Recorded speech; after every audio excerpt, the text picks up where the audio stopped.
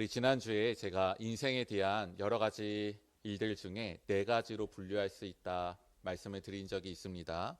우리 성도님들 다 기억하고 계시리라 믿습니다.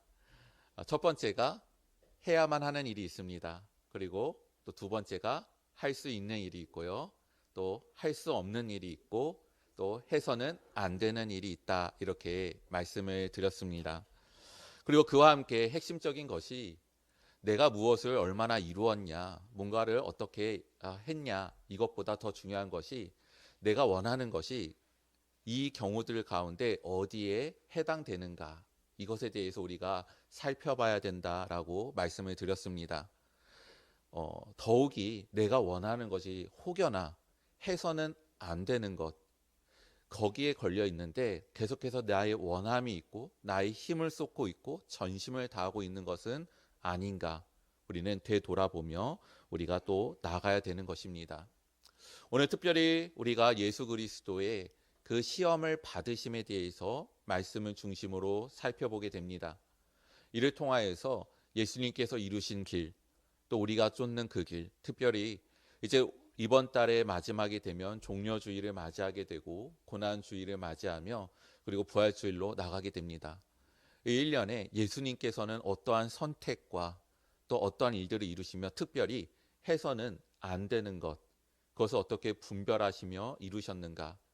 그래서 우리는 예수를 쫓는 자로서 또 예수의 피로써 생명을 얻은 자로서 어떠한 삶을 살아야 되는가라는 것에 대해서 같이 나누고자 합니다. 그래서 지난주에 우리가 경영이라고 하며 원함과 노음이라고 말씀을 드렸는데 오늘은 두 번째로 분별에 대해서 나누려고 합니다. 오늘 말씀의 본문을 보면 우리 성도님들이 너무나도 잘 알고 있는 말씀입니다. 예수님께서 광야에 가셔서 40일을 금식하시고 난 후에 그 다음에 마귀에게 시험을 들어 세 번의 또 그 여러 가지 시험 가운데 능히 이기시고 또 승리하시는 모습 우리가 보게 됩니다. 배가 고프니 돌을 떡으로 만들어서 먹어라 라고 한 부분도 있고요. 성전의 높은 곳에 데려가서 뛰어내려라, 성경에 기록되어 있기를 너의 발이 닿기 전에 천사가 그 발에 받쳐 다치지 않게 할 것이다. 또 세 번째로는 모든 만물의 영광을 보여주고 내게 절하면 그러면 내가 이것을 주겠다라고 하는 그러한 시험의 내용들이었습니다. 근데 예수님께서는 능히 그 모든 것들을 말씀으로 물리치시는 것을 봅니다. 근데 이것은 비단 예수님만의 시험이 아님을 우리는 잘 알고 있습니다. 우리 성도님들 성경을 읽으시고 또한 말씀을 들으시면서 예수님께서 받으신 이 세 가지의 시험이 과거에서는 에덴에서 아담이 받은 시험이었고 또 훗날에서는 성도로서 받게 되는 삶의 유혹과 또 분별해야 되는 것들임을 우리는 알고 있습니다. 에덴에서는 어떻습니까? 그들이 선악과를 보면서 유혹을 받았을 때 그들의 마음에 새로운 생각과 마음이 들면서 그것을 볼 때 먹음직도 하고 보암직도 하고 지혜롭게 할 만큼 탐스럽게도 한 나무다라는 생각을 가지게 됩니다. 먹음직도 하다, 돌을 떡으로 만들어서 취하여라 라는 부분이겠죠. 보암직도 하는 것, 그래서 너가 그것을 뛰어내리거든 그러면 그 영광이 드러날 텐데 그런 부분들에 대한 내용일 것입니다. 또 내게 절을 하면 이 모든 영광을 주리라, 지혜롭게 하는 부분들. 근데 이것이 요한 1서 2장 16절에 보면 성도에게도 마찬가지다 말씀을 합니다. 육신의 정욕이 있고 안목의 정욕이 있고 이생의 자랑이 있다라는 것으로 반복되는 것입니다. 결국 이 말씀을 드리는 이유는 우리들의 삶은 영적이어야 된다라는 것을 말씀을 드리는 것입니다. 우리가 영적이다라는 단어를 굉장히 주의하는 시대를 살아가게 됩니다. 뭔가 그렇게 말을 하면은 비상식적인 것 같은 그러한 뉘앙스와 역임이 있게 되는 것이죠. 하지만 우리들의 삶은 영적입니다. 왜냐하면 하나님께서 뜻을 가지고 이 세상을 창조하셨고 운영을 하시고 계시고 완성으로 이끌고 계시기 때문입니다. 하나님께서 이 모든 일들을 이루시고 계신데 어찌 그것이 영적인 것이 아니겠습니까? 우리가 만약 그것을 소외하고 그것에서 등한시 여기며 그것과 상관없이 삶을 산다는 것은 옳지 않는 것입니다. 성경은 우리에게 형통에 대해서 말씀을 합니다. 하지만 그것은 우리가 원하는 것을 우리들의 모양과 어느 때와 어떤 것으로 응답하리라, 순탄하게 하리라는 것이 아니라 하나님께서 이루시는 그 모든 것들의 운영함 가운데 나의 마음이 합하여지고 그로 말미암아 거스르지 아니하고 그것이 이루어지는 은혜, 그것을 형통에 대한 것으로 말씀을 하고 있습니다. 우리 성도님들 언제나 그 마음의 소원이 있으실 때 형통의 축복을 받으시기를 바랍니다. 나의 마음의 원함과 하나님의 뜻이 합치됨으로 말미암아 이루는 평안, 소망, 기쁨이 있어 이 일에 대한 확신 속에 은혜를 누리시며 더욱더 힘있게 나아가시는 주님의 백성으로의 축복이 있으시기를 간절히 바랍니다. 그러면서 오늘 말씀의 분별에 대해서 좀 더 나누고자 합니다. 첫 번째로는 무엇을 분별하는 것인가? 그 분별의 첫 번째는 인지한다는 것입니다. 인식한다는 거예요. 어떤 상황에 있는지 그리고 그것이 무엇인지라는 것에 대한 인지함입니다. 오늘 예수님의 모습을 보게 되면 이것이 선명하게 드러나 있습니다. 먼저는 예수님께서 성령의 이끌림을 받아 광야로 가셔서 시험을 받으셨다라고 되어 있습니다. 성령의 이끌림을 받았다라는 것은 하나님의 뜻 가운데 있다라는 것입니다. 예수님께서도 지금 하나님의 뜻에 이루시고 계시고 그 뜻에 순종함으로 광야로 나아가시고 시험을 받으시는 과정 가운데 있는 것이죠. 하지만 상황은 어떻습니까? 마귀에게 시험을 받으러 광야에 가셨다라고 되어 있습니다. 중요한 것은 예수님께서 이것에 대해서 인지하고 계셨다는 거예요. 알고 계셨다는 것입니다. 지금 내가 하나님의 뜻에 있다. 하지만 이것이 먼저 사단에게, 마귀에게 시험을 받아야 될 부분이다 라는 것에 대해서 알고 계시고 파악하고 계십니다. 그러니 결론은 딱 한 가지밖에 없습니다. 시험이니 그 시험에 무너지면 안 되겠죠. 해서는 안 되는 것임을 알고 계신 겁니다. 마귀가 유혹하는 것, 충동시키는 것, 이렇게 해봐라라고 하는 것, 응해서는 안 되는, 해서는 안 되는 일이다라는 것이 너무나도 분명한 것입니다. 그래서 예수님께서는 능히 말씀 가운데 이 모든 것들을 물리치시며 또 승리하게 되는 모습들을 보게 됩니다. 하지만 우리가 지난주에 다윗에 대해서 이야기를 나눴을 때 그는 어떻습니까? 인구조사를 합니다. 그 인구조사의 동기가 첫째 절에 마귀가, 사탄이 그를 충동시켜서 이스라엘에 계수를 하도록 하였다라고 기록을 하고 있습니다. 근데 문제는 다윗이 그것을 파악하지 못했다라는 것에 있었던 것이죠. 그가 그것을 인지하지 못하니까 이것이 그냥 내 마음에 떠오르는 생각, 하나님께서 이 나라를 잘 다스리게끔 주시는 지혜, 이것인지 아니면 내가 해서는 안 되는 일인지 마귀가 나를 충동시키고 있는 것인지 이것에 대한 분별이 없으니 그가 결국은 행했을 때 죄가 되는 모습을 우리가 보게 됩니다. 나의 원함이 과연 어디에 있는가? 하지만 우리가 정말 솔직하게 우리 자신을 보게 될 때 내가 원하는 것이 해서는 안 되는 것일 때 우리는 거의 감각적으로 알게 됩니다. 왜냐하면 우리가 구원을 받았을 때 성령님이 우리 안에 계셔서 그 가운데 알게 되는 것이죠. 반응적으로 일어납니다. 우리가 뜨거운 것에 딱 손을 댔을 때 뜨겁다 이러지 않죠. 딱 순간 손을 떼면서 뜨거 하면서 자신을 보호하는 것처럼 우리들에게는 이제는 영적인 생명력이 구원 가운데 이루어졌기 때문에 죄에 대해서 해서는 안 되는 것에 대해서 주어지게 될 때 즉각적으로 그것을 불편해하고 싫어하게 되고 하면 왠지 안 될 것 같은데 라는 불안 가운데 있기도 합니다. 마음이 불편한 것, 양심의 작용이기도 하고 또 성령의 역사이기도 합니다. 제가 예전에 지금은 지하철 시스템이 그렇지 않죠. 다 카드로 하잖아요. 근데 제가 몸이 안 좋아서 저는 군인 생활을 공익근무로 지하철에서 근무를 했습니다. 그러니까 그게 벌써 몇 년 전입니까? 근데 그때는 발권기가 있었어요. 티켓 발권기가 있어서 거기에서 돈을 넣고 티켓을 사는 경우들이 있게 되죠. 근데 오늘은 하루는 출근했는데 직원분께서 오늘은 좀 부정승차하는 사람들을 좀 이렇게 해가지고 그 인원을 채워야 된다. 이것에 대해서 명령이 하달된 겁니다.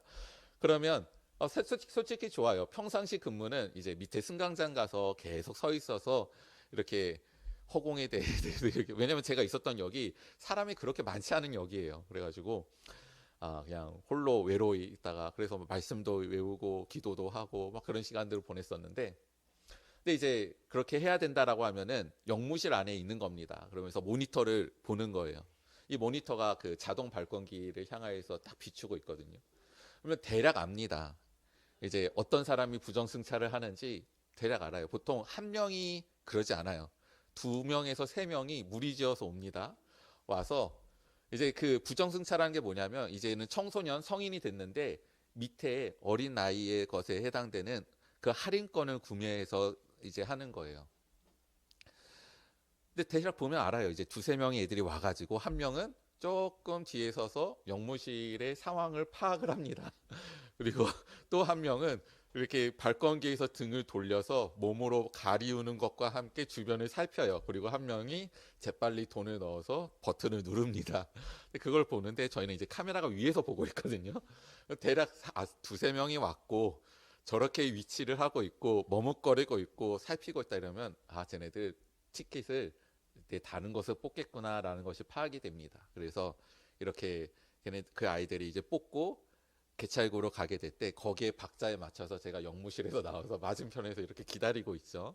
왜냐하면 그 티켓을 넣으면은 할인권은 맞은편에 이렇게 표시가 떠요. 그래서 저게 할인권이다, 우대권이다, 이것을 알 수 있었어요. 그래서 딱 이제 티켓을 보여주세요. 그러면 이제 거의 100이면 100 잡힙니다. 요새는 그런 시스템이 아니어서 뭐 그렇진 않지만 불편한 거예요. 이게 왜서는 하면 안 될 것 같고 알고 있는 거죠. 우리 자녀들도 마찬가지지 않습니까? 이게 하루는 퇴근해서 집에 갔는데 아이가 뭔가 과장하고 있고 뭔가 부산하고 뭔가 이러면은, 애가 뭔가 일을 저질렀구나, 아니면 뭔가 원하는 게 있구나, 아니면 뭐 미심쩍은 게 있구나 라는 것들에 대해서 파악을 하게 됩니다. 우리가 구원을 받았을 때 성령님이 우리 안에 계시면서 영적인 감각들이, 생명력이 생기고 우리가 해서는 안 되는 것들의 대부분의 것들은 즉각적으로 압니다. 근데 문제는 아는데 그것을 떠나지 않는데 문제가 있는 거예요. 다윗을 보십시오. 요압 장군마저도 왕이여, 이 명령을 내리는 것을 정말 기뻐하십니까? 정말 원하십니까? 이것을 하기를 바라십니까? 라고 할 정도로, 아니 장군이 왕에게 항거하고 있는 겁니다. 싫다고 얘기하고 있는 거예요. 정말 목숨을 걸고 얘기를 하는 거잖아요. 그만큼 알고 있을 만한 겁니다.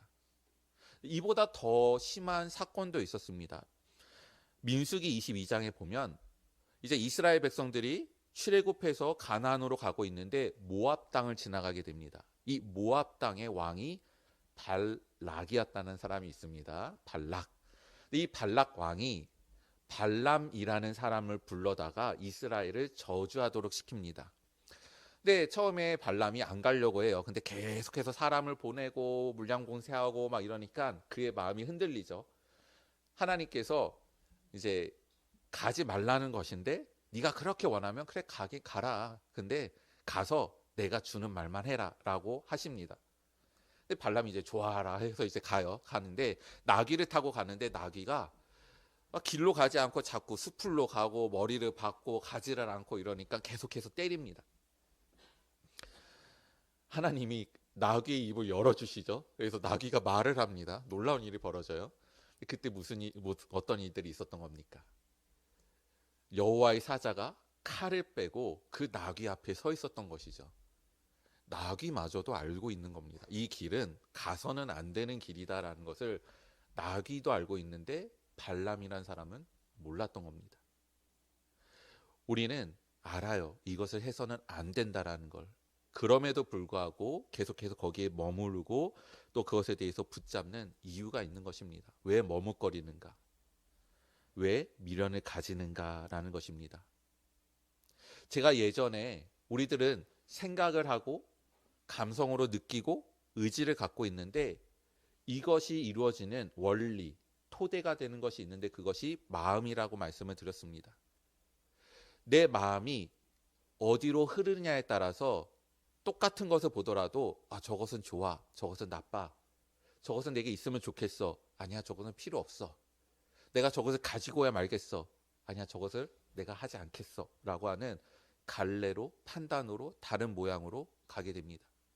근데 이때 마음에 영향을 주는 것이 신앙과 불신앙입니다. 거룩과 죄인 것이죠. 죄가 우리의 마음을 주장하기 시작하면 하나님에 대한 거룩한 것들을 틀리다라고 생각을 하게 되는 거예요. 옳지 않다라고 생각을 하게 됩니다. 나를 억압하니 싫다라고 느껴지는 거예요. 이러한 일들이 우리 가운데 벌어지게 되는 것이죠. 에덴에서의 모습을 우리가 다시 한번 상기해 봅니다. 뱀이 유혹을 합니다. 아니다, 너희가 이것을 먹는 날에는 죽는 것이 아니라 오히려 눈이 밝아져서 너희들이 선악을 알매 있어서 하나님과 동등하게 될 것을 하나님이 아셔서 금지하신 것이다라고 말씀을 합니다. 제가 예전에 일전에 수요 예배 때 잠시 나눴던 말씀입니다. 우리 많은 분들이 아직 안 들으셔서 다시 한번 나누는 거예요. 자, 우리 성경 말씀으로는 그것이 동시적으로 이루어지는 일처럼 기록이 되어 있어요. 아까도 말씀드렸듯이 그 유혹을 받고 바라봤더니 저것이 먹음직도 하고 보암직도 하고 지혜롭게 할 만큼 탐스럽다. 이것이 동시적으로 딱 느끼게 되는 감정으로 기록이 되어 있는데 성경의 원문은 그렇지 않습니다. 이것이 단계적으로 진행이 되고 있어요. 어떻게 되고 있냐면 첫 번째로 그러자 그 여자가 바라보았다. 관점이 변하기 시작을 하는 겁니다. 예전에는 그 나무를 바라봤을 때 어떻죠? 저것을 먹으면 죽어. 먹어서는 안 돼. 해서는 안 되는 것이었어요. 근데 다시 한번 바라봤더니 관점이 변하기 시작하는 거예요. 그러자 뱀의 말을 듣고 생각을 하고 바라보자. 그러니 어떤 일이 벌어집니까? 그리고 그것은 먹기에 좋았다. 판단을 내린 겁니다. 생각을 하기 시작하는 거예요. 그리고 그것은 눈에 즐거웠다. 죄의 감각적인 일들이 벌어집니다. 그리고 마지막으로 그리고 그 나무는 지혜롭게 할 만큼 아름다웠다. 흠모되었다. 그것이 의지적인 것이 발동되기 시작하는 겁니다. 죄에 대한 이야기를 들으니 생각이 바뀌게 되고 그리고 느끼는 것이 바뀌게 되고 그리고 의지적인 것이 달라지게 되는 것이죠. 예전에는 해서는 안 되고 먹어서는 안 되고 탐해서는 안 되는 나무였는데 이제는 어떻게 됩니까? 내게 있어야 되는 나무가 된 거예요. 내가 먹을 수 있는 나무가 된 것입니다. 내가 그것을 먹어야만 하는 것이 돼버린 거예요. 나무는 그대로예요. 근데 그것을 바라보고 있는 내 마음이 바뀌니까 모든 것들이 다 바뀌어지기 시작을 하는 것입니다. 우리가 과연 그 분별은 어디에서 이루어야 되는가? 우리들의 마음에서 이루어지는 것입니다. 예수님과 우리의 차이점은 어디에 있는가? 예수님은 진리이시기 때문이에요. 하나님으로서 그 진리 가운데 있으시고 그 자체가 진리이시기 때문에 거짓에 판별하고 흔들리지 않고 그것에 대해서 분간하여 내쫓을 수 있는 것입니다. 하지만 우리는 우리 자신이 진리이지는 않습니다. 그리고 예수님께서는 이 모든 일들을 그의 권위로 이루신 것이 아니라 말씀으로 이루시는 것을 보게 됩니다. 아니 예수님의 권위시면 네가 감히 나한테 까불어? 내가 누군지 알아? 너 가버려 라고 하실 수도 있는데 철저하게 말씀을 사용하여서 그 사탄의 유혹과 그 모든 것들을 물리치시는 것을 보게 됩니다. 세 번째로는 이 일이 일어나기 전에 세례를 받으시는 장면이 이루어지고 있어요. 오늘 말씀에도 보면 그때라는 단어가 있습니다. 연관이 돼 있다는 것이죠. 세례를 받으실 때 이 땅에서 놀라운 일이 벌어집니다. 성부 하나님의 음성, 이는 내 사랑하는 자요 내 기뻐하는 자라. 성령 하나님의 임재하심, 비둘기가 같이 그의 위에 내려앉았다. 성자 하나님이 세례를 받으심, 삼위일체 하나님이 공존하시는 그 영광이 땅에 비추인 것입니다. 하나님과 함께 하시는 그 예수님께서 있으시기 때문에 이 죄에 대한 마귀에 대한 유혹과 시험이 다가왔을 때 그것을 능히 이기시는 모습을 우리는 보게 되는 것이죠. 네 번째로는 이 일이 어떤 일 가운데 있습니까? 광야에서 금식하는 가운데 있습니다. 광야에서 금식한다는 것은 내 모든 것들을 떨궈버리고 하나님과 내가 독대하겠다라는 것입니다. 내가 과연 어떤 것에 묶여 있는가? 어떤 것에 좌지우지하고 있는가? 내 마음이 어디에 쏠려 있는가? 내가 하나님을 얼마나 바라보고 있는가? 그것을 알기 위해서 광야로 들어간 것이며 금식하게 되는 것이죠. 사단의 유혹이, 시험이 이것으로 끝나지 않습니다. 1차전은 여기서 끝났죠. 하지만 예수님의 공생의 가운데 계속해서 대항을 합니다. 종교 지도자를 통하여서, 여러 가지 풍랑을 통하여서, 여러 가지 일들을 통하여서 예수님의 사역을 가로막고자 하죠. 나중에 십자가 앞에 서게 되십니다. 근데 그때마다 예수님께서 어떻게 하십니까? 기도를 하시잖아요.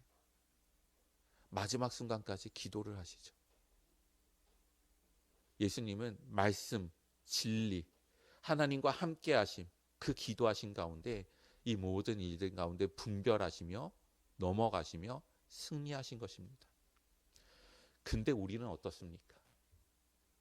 에덴은 어땠습니까? 그런 모습이 없는 것이죠.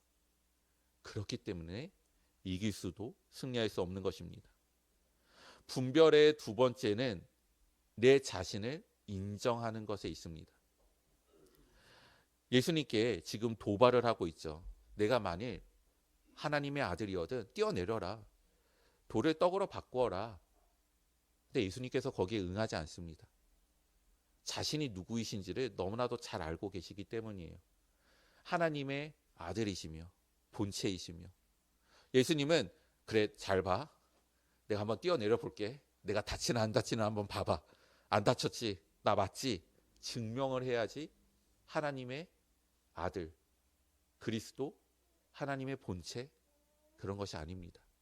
예수님은 자기가 누구인지를 정확하게 알고 계셨어요. 다윗은 어떻습니까? 요압의 말에도 있고 9개월 20일 동안의 일들이 있는데 그가 멈추지 않아요. 저는 그가 처음에 요압의 말을 들었을 때 마음이 덜컥했을 거라고 생각을 해요. 이게 정말 그러면 안 되는 것인가? 근데 일을 시키죠. 9개월 20일이라는 1년의 4분의 3이 지나는 동안 다윗이 온갖 생각을 안 했겠습니까? 지금이라도 멈춰야 되는 거 아니야? 다시 불러와야 되는 거 아니야? 더 하면 안 되는 거 아니야? 생각을 했을 수 있어요. 근데 결과는 어떻죠? 끝까지 이루잖아요. 다윗이 왜 멈추지 못했을까라고 했을 때, 제 자신을 대입해 봤을 때 저는 묵상되는 것이 분명했습니다. 인정하기 싫었던 거예요.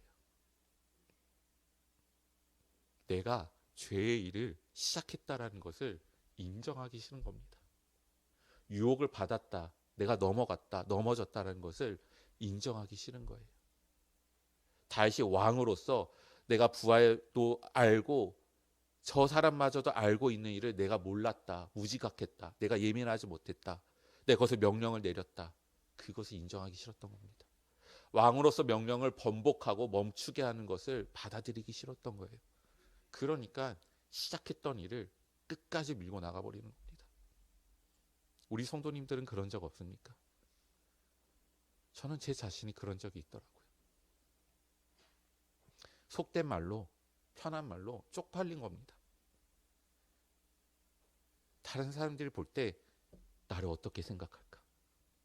내 스스로 생각했을 때 내가 또 속아 넘어갔구나, 내가 또 일들을 저질렀구나, 내가 또 이 수준밖에 되지 않았구나. 그것이 싫으니까 회피하는 겁니다. 생각하지 않는 거예요. 다시 돌아보지 않는 겁니다. 그러니 어떻게 되죠? 계속해서 죄를 짓고 벗어나지 못하고 또 똑같은 일을 하게 되는 것입니다. 용기는 멈추는 겁니다. 끝까지 밀고 나가는 것이 용기가 아니라, 아닐 때는 멈추는 것이 용기입니다. 그것이 분별이고 거룩이에요. 우리가 그런 말 하잖아요. 내가 수학 능력이 내가 초등학교 3학년밖에 안 돼요. 근데 나는 학년이 초등학교 5학년이에요. 그러면은 5학년 공부를 계속 할 게 아니라 그것이 창피하더라도 3학년 교재를 가져다가 풀어보고 이해되면 4학년 거 풀어보고 그래도 되면 5학년 거 풀어야지 실력이 쌓아지고 변화가 되는 거잖아요. 근데 안 하는 겁니다. 쪽팔리니까. 누가 내가 서점에 가서 문제집을 사는데 제 동생이 없는데 쟤 왜 3학년 교재를 사지? 이럴까 봐 쪽팔린 겁니다. 우리가 그것을 넘어서야 됩니다. 결과를 감당해내야 돼요. 내가 죄를 저질렀으면 그 수욕과 치욕을 견뎌야 되는 겁니다. 받아들여야 되는 거예요. 내가 또 속았구나. 내가 또 넘어졌구나. 내가 또 이 수준밖에 안 되는구나. 하나님 어찌합니까? 나를 불쌍히 여겨주십시오. 나를 건져주십시오. 내가 이것을 멈추길 원합니다. 내가 죄를 탐하였습니다. 나의 원함이 해서는 안 되는 것에 대해서 흡착했습니다. 그래서 인정하고 멈출 수 있어야 돼요. 그것이 용기이고 그것이 신앙인 것입니다. 그렇다면 우리는 그러한 것 가운데 어떻게 해야 될까요? 상황도 알게 되고 인지도 했습니다. 그럼 우리는 어떻게 해야지 넘어지지 않을까? 첫 번째는 마음의 충동에서 벗어나야 됩니다. 예수님께 시험을 하는 것을 보십시오. 다 충동시키는 거예요. 배고프지? 바꿔봐. 배불리 먹을 수 있어. 뛰어내려봐. 안 다치면 사람들이 보고 얼마나 박수치고 좋아하고 놀랍겠어. 이 만물의 영광이 보여? 나한테 절하게만 해봐. 내가 다 줄게. 충동시키는 겁니다. 우리들의 삶에 있어서 결정을 내릴 만한 것, 내 인생의 결정을 내릴 만한 것, 그거는 갑작스럽게 우리에게 주지 않습니다. 대부분, 거의 대부분이 충분한 시간을 갖고 우리에게 다가옵니다. 내가 이거 안 하면 망할 것 같고, 내가 이때 이거 안 하면은 다 도태될 것 같고, 나는 아무런 것도 이루지 못하고, 내가 쌓은 거 다 무너질 것 같아. 그런 거 없습니다. 그건 거짓이에요. 우리 인생을 좌지우지만 할 만한 모든 것들은 충분한 시간 가운데 우리한테 다가오고 하나님께 우리가 기도하며 분별하며 선택을 할 수 있는 은혜의 시간들이 우리에게 반드시 있습니다. 충동되는 거는 대부분 해서는 안 되는 것들을 내가 계속해서 안 돼 하다가 맞닥뜨려졌을 때 그때 하고 싶다는 게 폭발적으로 일어나는 것, 그것이 충동인 것입니다. 왜 여전히 고민됩니까? 계속해서 오는데 그냥 거기에 내가 말뚝박고 서 있으니까 계속해서 내게 다가오는 거예요. 충동될 때 어떻게 해야 됩니까? 나의 마음이 유혹의 가운데 있고 분별되지 않고 거기에서 휩쓸릴 때 어떻게 될까요? 저는 기도하고 딴 일 합니다. 어떤 교회 일을 하든 어떤 거 하든 마음이 어지러지고 힘들 때가 있어요. 그러면은 집중도 안 되고 막 이럴 때 하나님, 마음이 지금 어지럽고 힘들고 좀 그렇습니다. 제 마음이 좀 짜증도 납니다. 하나님, 정말 지금 뭐 하는 건지도 모르겠습니다 하고 설거지 한다거나 청소기 돌린다거나 산책하러 나간다거나 갑자기 목욕실 정리한다거나 아니면 음악 듣는다거나 바꿔요. 일정의 시간이 지나가면 쓸려갈 건 쓸려갑니다. 그러면 그때 알아요. 이게 충동이었구나. 이게 해서는 안 되는 거였구나. 할 필요가 없었던 거구나 라는 것들을 그 시간의 잠깐 가운데 알게 되는 것입니다. 두 번째로 거룩한 분노로 맞서셔야 됩니다. 지금 예수님께서 마귀와 맞서시고 계신데 이렇게 하셨을까요? 아니야. 사람은 떡으로만 살 것이 아니야. 이렇게 점잖하게 말씀하셨을까요? 지금 마귀와 싸우고 있는 거잖아요. 유혹 가운데, 시험 가운데 싸우고 있는 거잖아요. 예수님도 소리를 치셨을 것이고 내 하나님을 시험하지 마라 라고 하셨을 것입니다. 우리도 거룩한 분노를 일으켜야 됩니다. 저는 이것을 보면서 되게 짜증이 났어요. 아니, 하나님의 신적인 권위를 갖고 있는 예수님께 기껏 시험한다는 게 이거 떡으로 바꿔봐, 먹어봐, 좋을 거야. 이런 정말 하찮은 것이 무엇입니까? 근데 마귀가 우리에게 그런 시험을 던지는 거예요. 대단한 것처럼 보이죠. 우리가 영적인 엄청난 싸움을 걸어야 되는 것처럼 보이죠. 하지만 이면을 살펴보면 정말 웃긴 것을 가지고, 하찮은 것을 가지고 우리를 기만하는 겁니다. 화가 나요, 볼 때. 네가 나를 뭘로 보고 무슨 먹을 것 같고 나한테 흔들어대? 이렇게 되는 겁니다. 근데 우리는 그거를 그렇게 생각하지 않아요. 거룩한 분노를 부인다는 것은 적극적으로 대항하고 싸운다는 것입니다. 해서는 안 되는 것, 죄의 유혹이 다가올 때, 나의 마음이 어그러질 때 거룩한 분노를 발하십시오. 그것이 우리를 지키는 힘이 될 것입니다. 마지막으로 겸손해야 됩니다. 인생은 반복이죠. 계속해서 분별할 일은 계속해서 우리에게 다가오는 겁니다. 예수님께도 그랬잖아요. 저는 지피지기면 백전백승이다, 이 말이 어떤 때는 옳지만 대부분은 틀리다고 생각해요. 여러분, 상대를 알고 나를 알면 다 해결이 됩니까? 뭐가 달라지는데요? 아니에요. 특히 이 영적인 부분들, 그리고 우리들의 삶이 영적이라고 말씀드렸잖아요. 아닙니다. 안 돼요. 우리는 하나님께 구해야 되는 것입니다. 그걸 증명해봐. 우리를 자꾸 홀로 두게 만드는 거예요. 아니에요. 우리는 하나님 안에 있을 때, 하나님과 함께 있을 때, 그 진리 가운데 있을 때 우리는 이길 수 있는 것입니다. 홀로 증명하려 하시지 마시기 바랍니다. 증명은 하나님이 해주시는 겁니다. 이 죄 내가 사해줬어. 걔 내 자녀야. 그걸 누가 증명해 주는 거예요? 하나님이 증명해 주시는 거예요. 오늘 말씀을 이제 마치고자 합니다. 더욱 영적인 존재가 되어야 합니다. 우리 성도님들 더욱 영적인 존재가 되어야 됩니다. 우리는 이 시대는 영적인 것을 희화화하는 시대예요. 영적인 모습은 다양하게 나타날 수가 있어요. 근데 그거를 웃기다. 저는 정상적이지 않은 것 같아. 저건 좀 오버하는 것 같아. 뭐 저렇게까지 해야 돼? 희화화하는 시대가 돼버렸습니다. 예수님의 모습을 보십시오. 40일 금식하시고 광야로 쫓겨가시고 사람 할 수 있는 것들을 다 참으시고 악을 악으로 갚지 아니하시고 그 모든 것들을 용납하시고 마지막에 십자가를 지시고 예수님이 우스워 보이십니까? 아니잖아요. 우리도 영적인 자가 되어야 되는 것입니다. 근데 이 시대는 우리를 속이는 거예요. 영적인 건 웃긴 거야. 상식적이지 않는 거야. 그렇게까지 할 필요 없는 거야. 우리는 더욱더 하나님께 힘을 쏟아야 됩니다. 우리 성도님들이 더욱더 예배 가운데 더욱더 힘써 나오시기를 바랍니다. 말씀 가운데 힘써 읽으시며 순종하시길 바랍니다. 기도하시길 바랍니다. 예수님이 그러셨어요. 그러면 우리는 어디까지 가야 되겠습니까? 오직 하나님을 바라보며 나아가시는 우리 귀한 성도님들이 되시기를 간절히 바랍니다. 우리 함께 기도하겠습니다.